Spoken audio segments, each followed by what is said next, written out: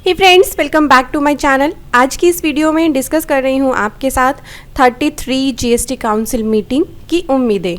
33 GST council की meeting है 24 फरवरी यानी कि संडे को। ये मीटिंग पहले भी हुई थी 20 फरवरी को, बट हो गई थी पोस्टपोन क्योंकि वीडियो कॉन्फ्रेंसिंग के थ्रू थी मीटिंग और कोई भी डिसीज़न उससे नहीं हो पा रहा था। तो फेस टू फेस मीटिंग अब अनाउंस हुई है 24 फरवरी को।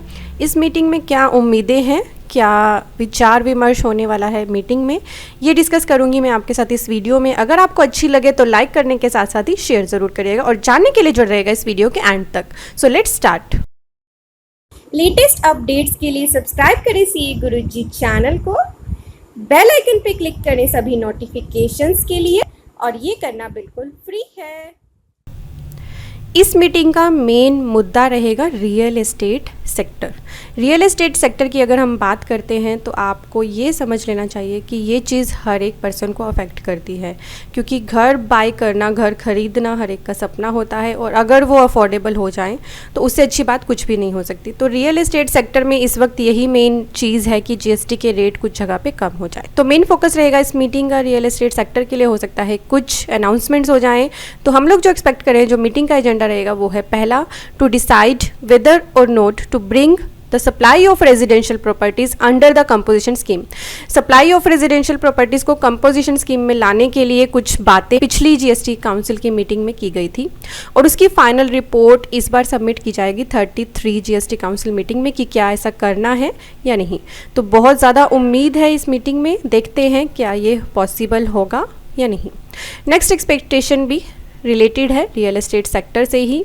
इसमें जो एक्सपेक्टेशन है वो GST on under construction homes, जो उसका जीएसटी रेट है उसे कम करने के लिए बोला जा रहा है। क्या बोला जा रहा है? To reduce GST rate for affordable housings. कितने रेट को कम करने के लिए लोग एक्सपेक्ट कर रहे हैं? फ्रॉम 12 to 5% जीएसटी रेट हो जाए, या फिर जहाँ पर है 8% वो हो जाए 3%। तो ये एक्सपेक्टेशन इस मीटिंग में है।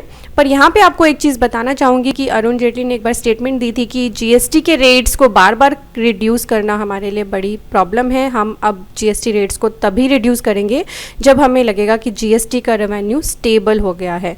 तो अब रिडक्शन में तो डाउट है, लेट्स सी क्या करने वाले हैं मीटिंग में। नेक्स्ट, यहाँ पे आपको एक चीज़ और क्लियर करना चाहूँगी कि ये जो रेट्स कट होंगे तो इसके बाद इनपुट टैक्स क्रेडिट इन पर अवेलेबल नहीं होगा। रियल एस्टेट सेक्टर्स का एक मेजर इशू है कि उनके पास आईटीसी का बैलेंस हमेशा अनयूटिलाइज रहता है, जिसे उन्हें रिफंड लेना होता है, और ये लोग इस बार जीएसटी मीटिंग में उम्मीद कर रहे हैं कि जीएसटी रिफंड की प्रोसेस उनके लिए थोड़ी सी स्टेबलाइज कर दी जाए, बल्कि सभी के लिए थोड़ी सी रिफंड प्रोसेस और भी स्ट्रीमलाइन कर दी जाए, कुछ और मॉडिफिकेशन इस प्रोसेस में किए जाए। तो ये एक्सपेक्टेशन है। अब बढ़ते हैं नेक्स्ट एक्सपेक्टेशन की तरफ। नेक्स्ट रहेगा मेन रियल एस्टेट सेक्टर का जो मेन उनका कंजम्पशन है वो होता है सीमेंट का और रॉ मटेरियल का। तो सीमेंट का जो जीएसटी रेट है वो इस वक्त है 28%, जो सबसे हायर टैक्स ब्रैकेट है।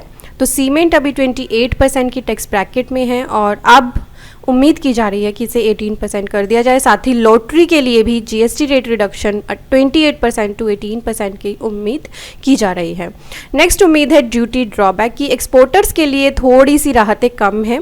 एक्सपोर्टर्स उम्मीद कर रहे हैं कि ड्यूटी ड्रॉबैक को लेके कोई स्कीम जीएसटी के अंदर लाई जाए। तो ये थी उम्मीदें 33 जीएसटी काउंसिल मीटिंग से। देखते हैं कितनी उम्मीदें पूरी होती हैं। जीएसटी रेट रिडक्शन के लिए तो मैंने आपको अरुण जेटली की स्टेटमेंट आपके साथ शेयर कर दी कि अब रेट रिडक्शन वो तभी करेंगे जब उन्हें लगेगा कि जीएसटी का रेवेन्यू हो गया स्टेबलाइज।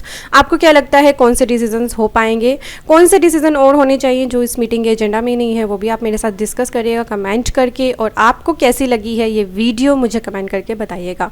ये है एक्सपेक्टेशंस मैंने आपके साथ शेयर की हैं, और मीटिंग के होते ही मैं आपके साथ रियल पिक्चर, मतलब जो रियल डिसीजन वहाँ पर हुए होंगे वो आपके साथ शेयर करूँगी मेरे चैनल पे। तो इसलिए मेरे चैनल को सब्सक्राइब करना बिल्कुल मत भूलिएगा। लाइक कर लीजिएगा इस वीडियो को। Thank you for watching. Bye bye.